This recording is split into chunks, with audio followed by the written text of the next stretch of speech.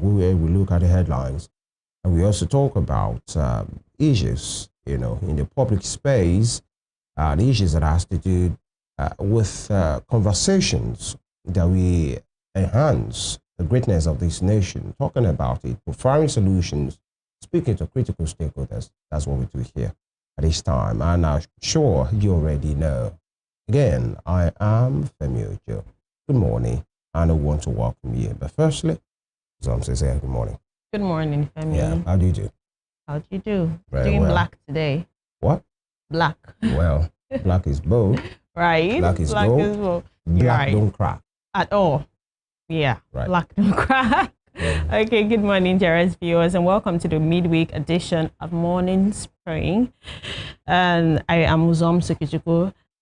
Stay with us, for we have a lot packed up for you. That's very right. And that is why we're here. We usually look at the headlines from major dailies firstly, before we now get talking. And we know you already. The papers are in, and we are ready for you as well. Stay with us. Good morning.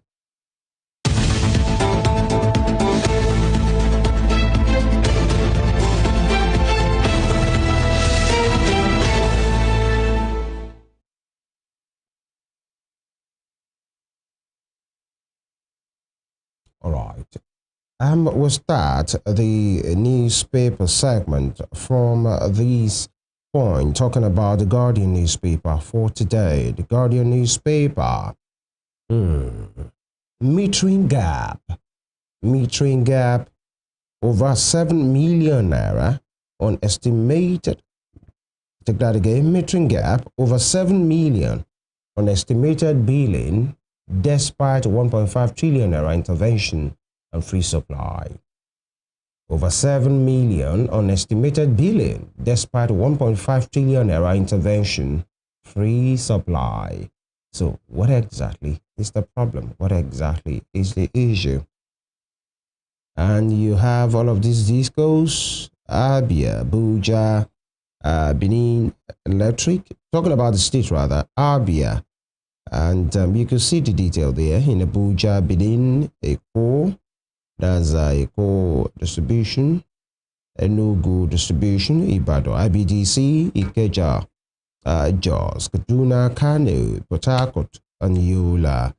You have the statistics there, both in blue and in red.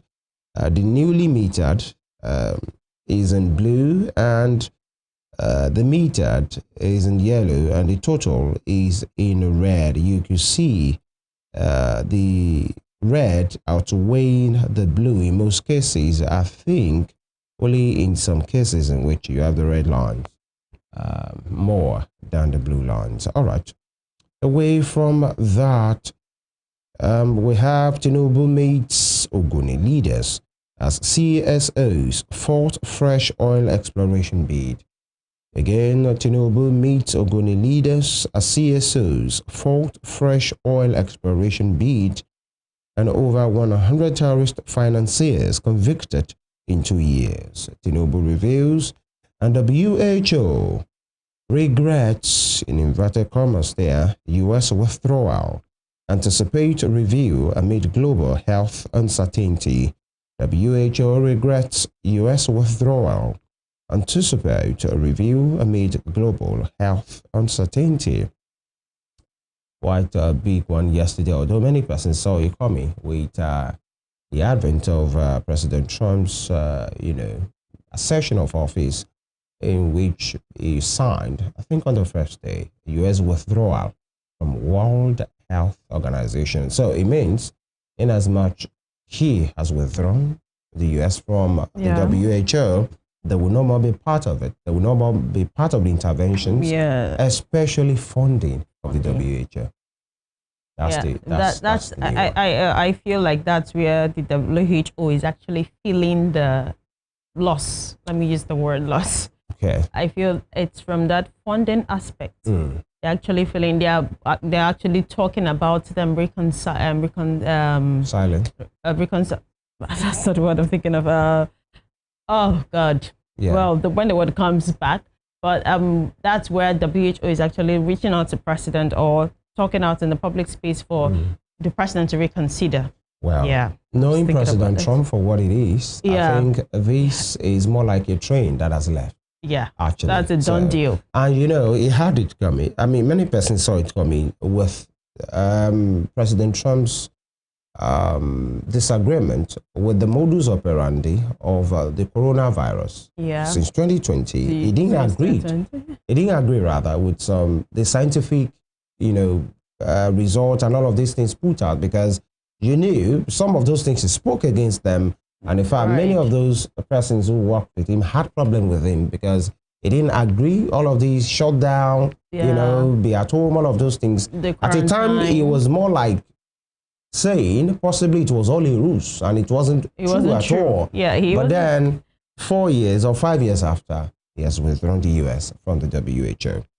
All right. And you won't blame the WHO, you know, for using your word, feeling the heat. If a US will pull away from any alliance, that group will know that something is missing, and that is it. And away from that, you have federal government confirms anthrax outbreak in Zamfara, urges heightened vigilance. Again, FG confirms anthrax outbreak in Zamfara, urges heightened vigilance. We should be careful.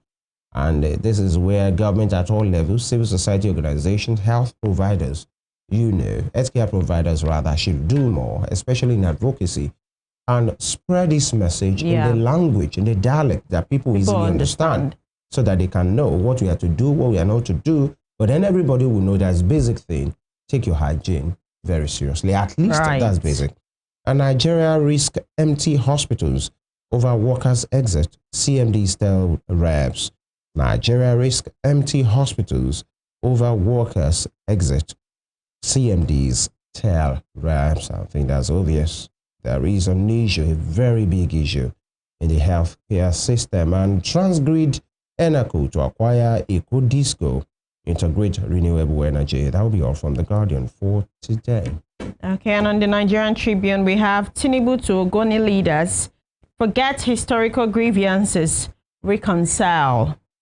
Tinubu to Ogoni leaders, forget historical grievances, reconcile. And the writers there directs NSA to coordinate negotiations, asks ministers, NNPCL, Rivers government to cooperate with NSA. This meeting held yesterday with the president and some top people from Rivers State, most especially from the Ogoni aspect. The president was there, and at some point the minister of FCT joined later. And to me, I was like, these two people in one environment. Well, God help us. They are there for a different cause, actually. So it was about the Ogoni cleanup. And, you know, so it's all about the Rivers State and the South leaders. Though I'm not sure they were there in the capacity of Rivers State or the political, you know, wranglings going on. Per se, and he's at the presidency. Two of them was, you know, definitely. You know what they say on the street. When the higher power come, others go bow. Even if they don't like themselves. And you can see the picture there on the front page. One was at this side, the other one was at the other side. So Mr. President was in the middle. Right. Everybody must fall in line. Everyone must fall in line. Well, we actually hope for the best because despite this political crisis here and there, like they always say, when two elephants are fighting, the grass suffers. It's actually the people suffering. I mean, when I visited, the grass is even tired now. The grass doesn't want to suffer. When I visited some parts of those places in River States, and I realized that they really need a lot of cleanup there because those people are suffering there. So it's really a good one. It's because of the oil spill. Actually. It's really a good one. So we have federal government alerts Nigerians on anthrax outbreak in Zamfara. Federal government alerts Nigerians on anthrax outbreak in Zamfara. Vandals behind Buguma wellhead fire, NNPCL. Vandals behind Buguma wellhead fire, NNPCL. And we also have Ekiti Airport ready for commercial operations. Kiyamo. Okay. Ekiti Airport ready for commercial operations. Kiamu. Okay. And with the writer there, airport, one of the gains of continuity, Oyibanji. You can see him in the picture there. This is Ekiti State Governor, Mr. Biodun Oyibanji, and Minister of Aviation and Aerospace Development, Mr. Festus Keyamo, during inspection of facilities at the Ekiti Agro-Allied International Cargo Airport, Ado Ekiti, by the Minister on Tuesday. Tinubu has moved economy in right direction, determined to stay the course. Tinubu has moved economy in right direction, determined to stay the course. Bagudu. NLC expresses outrage over federal government's proposed 8 billion naira electricity sensitization bill payment. NLC expresses outrage over federal government's proposed 8 billion naira electricity sensitization bill payment. And the top strip there this morning, we have CBN predicts 4.17% GDP growth in 2025. CBN predicts 4.17% GDP growth in 2025. 2025 budget, health workers leaving in droves, CMDs. And we have federal hospitals may be empty in the next 2 years, says LUTH-CMD. I mean, this is what we talked about sometime, I think towards the end of last year, where we said a lot of doctors are dropping, health workers are dropping out of the country, and we are having low manpower or poor manpower to actually sustain the economy or sustain the people in the country. And now if we're getting this kind of statistics here, saying in 2 years that we might have empty hospitals, of workers from the way people are dying out of the country. Like, we really need to do a lot. Really need to do a lot. I mean, health is not something one should joke with. I mean, a healthy person is a wealthy person. Yeah. When you're healthy, you know that you can do a lot, you can achieve a lot. Now imagine when those responsible for this healthy or health care are not there. Get into the hospital and you see maybe 1 doctor to 5 million people. How can he even handle it? We really need to do a lot. And then the last story there this morning, we have Funke Ebemode on Wednesday, many kisses of shame. Okay, Funke Ebemode on Wednesday, many kisses of shame. And that will be all on the Nigerian Tribune this morning. Right, from the Nigerian Tribune, we look at the Daily Trust. The Daily Trust for today. Japa, her hospitals will be empty in 2 years, CMDs. These CMDs are the chief medical directors of, obviously, health institutions. And they have come together to say, save our soul, save our hospitals. Something drastic must be done. As we are talking about it, I'm sure some medical personnel are at the airport. Right. Some persons are planning tomorrow, some next, persons are at the embassies doing interviews. Some persons are having different exams being done.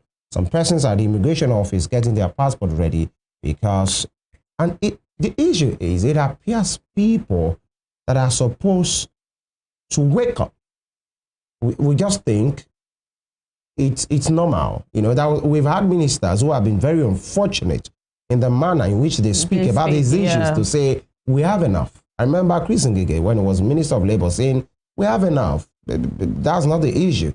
We have the Minister of Health who said that,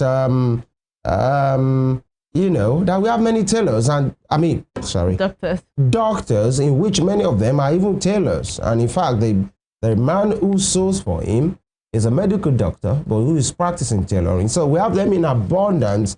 And if there are some that wants to go, let them go. We have enough. The thing is, even if we have enough, are we recruiting them?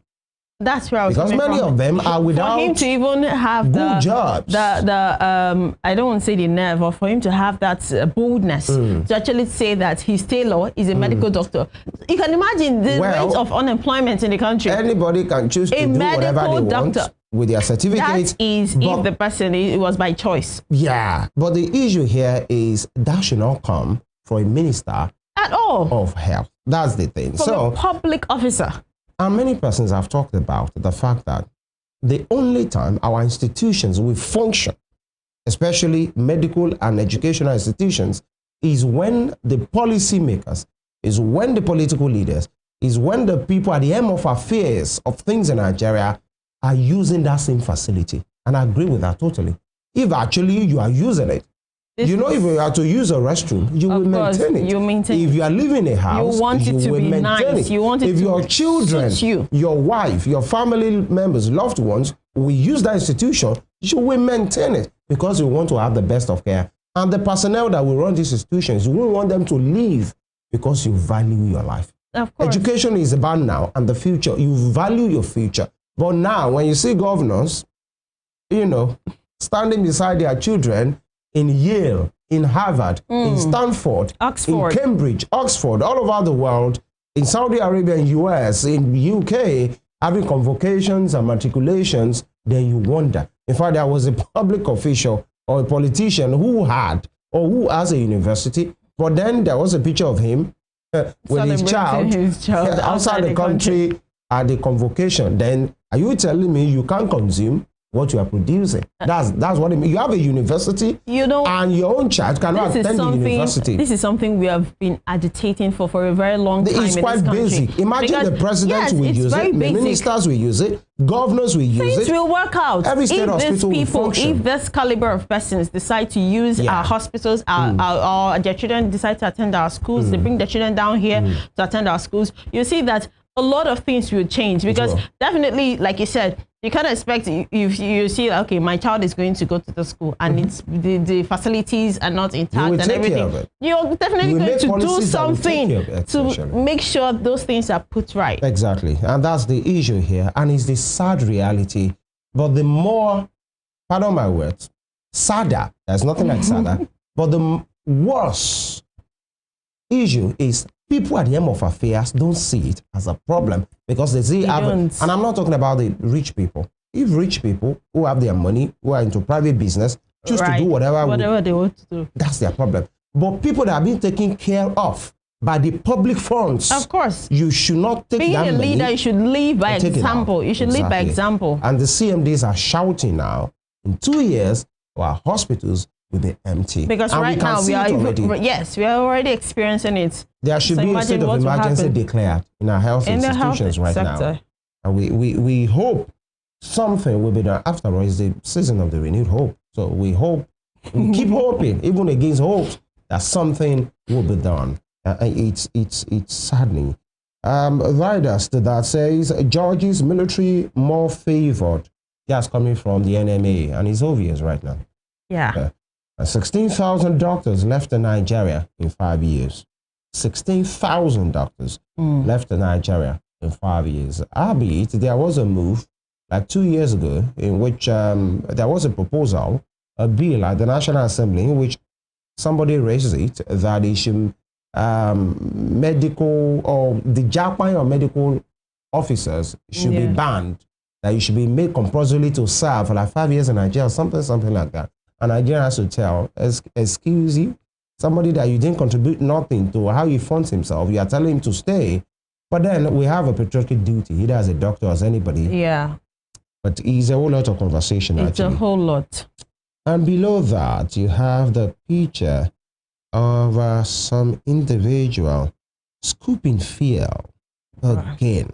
You can see the picture, scooping fuel again. And all that is needed for a disaster to strike is one ignition somewhere. Either somebody drops, a stick of cigarette, or somebody lights a fire, or somebody is trying to cook near the place, or a metal will hit a stone and there is a spark, and that's all. All these persons you are seeing will be dead and unrecognizable. and then the next thing will be mass burial, and then they will make the pages of newspaper again, and then the cycle. It continues. It's a sad. You can just see children there. Now, some of these persons you are saying, you might have 5 children of one parent there. Yeah. So if their father might even be there as well. The entire family might be there. Reality. You could see the third insert. They feel, on the street, far from the accident scene, somebody is there using it to do what exactly? Anyway, we put it on the altar of poverty. But I'm not sure everything is just poverty. That's just the way. Abuja Kaduna Road awarded to Infewest, not InfoQuest. Abuja Kaduna Road awarded to Infewest, not InfoQuest. Minister, you want to know why the nomenclature is an issue? Pick up the copy of the Daily Trust. And UN kick as Trump pulls US out of WHO and Paris Agreement. Federal government approves new polytechnic, names it after Tinubu. Let me just move on. Gunmen kill 7 traders in Yobe market. 3 attackers gone down. Sad one. That will be all from the Daily Trust. And from the Daily Trust, we move to the Punch. We have bandits influx. Amotekun mobilizes 2,000 men to comb southwest forests. Okay. And the writer there, Core seek advanced technology, arms, better equipment to tackle insecurity in region.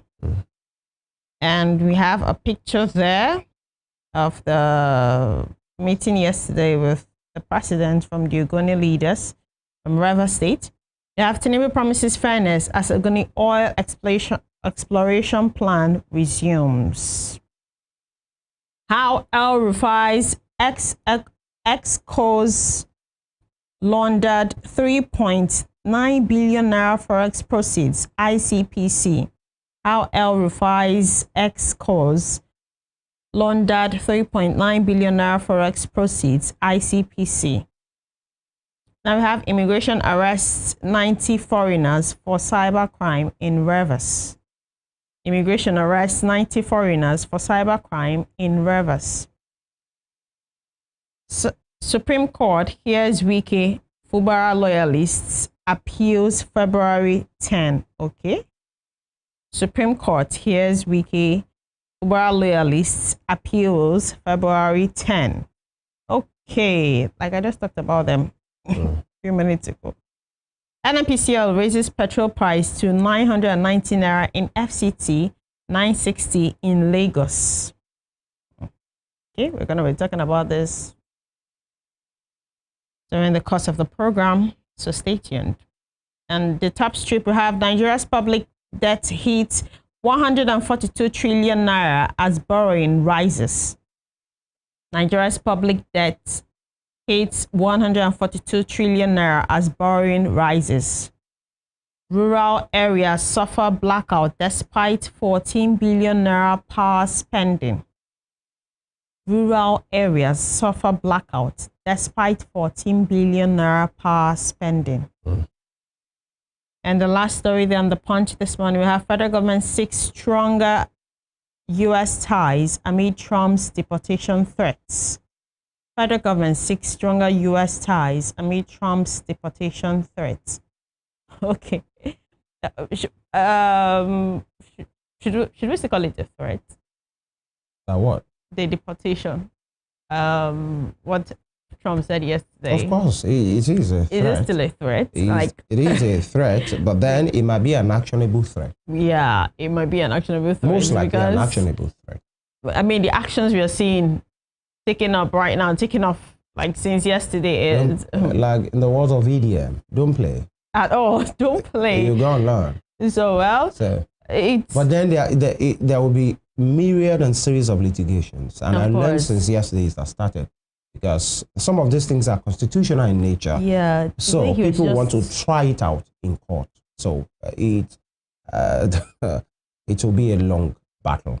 It will be a long battle. He felt like, I said this yesterday when we started. I said, I felt like he was coming out for war. The way his speech was tailored towards everything was just well, it might be extreme to call it a war, but you know, yeah, it might be extreme. It doesn't. But His character doesn't have that diplomatic tendency and diplomatic way of approach to things, or diplomatic approach to things. He's a blunt person who comes with whatever he thinks he believes in, either rightly or wrongly. But then that's where you have the courts. Some of these things will be tried out.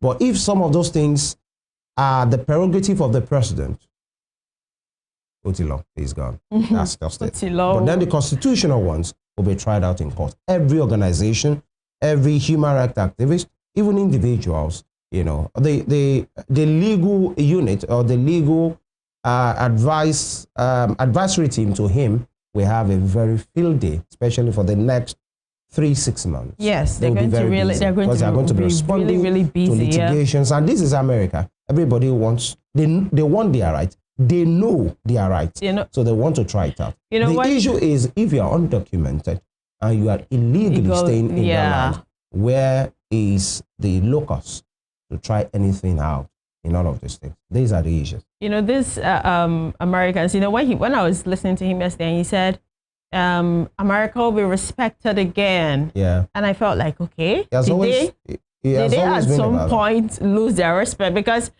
from some of the things we've seen in public spaces and some movies you watch, you just be like, I'm an American citizen. I know my rights, you know. They feel like if you're an American, you have a power over other nations. Like nobody has the right to touch you, you know. And I really love the way they work. When one American dies anywhere, they feel like it's the whole country. The whole country is feeling it. That's the whole extreme to die. When America is in trouble anywhere, you don't have to get to the point of dying. Like it's what is the pride in your nation. Yeah. Number one, you know the liberty you have. That liberty is what makes America. It was founded on that liberty. Yeah. So people are aware. It has been passed down generations after generations. The amendment, every kind of amendment, have always hinged towards the liberty that American us, and they know it. The Americans, they know it themselves. And so if you are hinging on that, and they know how the kind of priority your country places on you, actually. So they know if they're in trouble, the moment my country is aware, then there will be a rescue. And that's the difference between them and many countries in this part of the continent. Because you feel sometimes you are just alone, especially when you are away from, even the ones that are within the shores of the nation. I was going to say that. You feel, we hope you can get to that point. But then, really hope.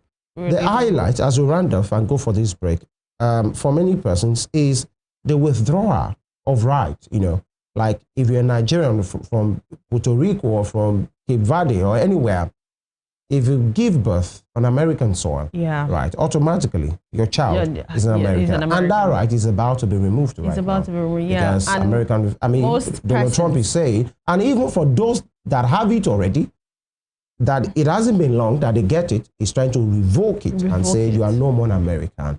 It's Americans for America, firstly. So, but then they know how to go about it.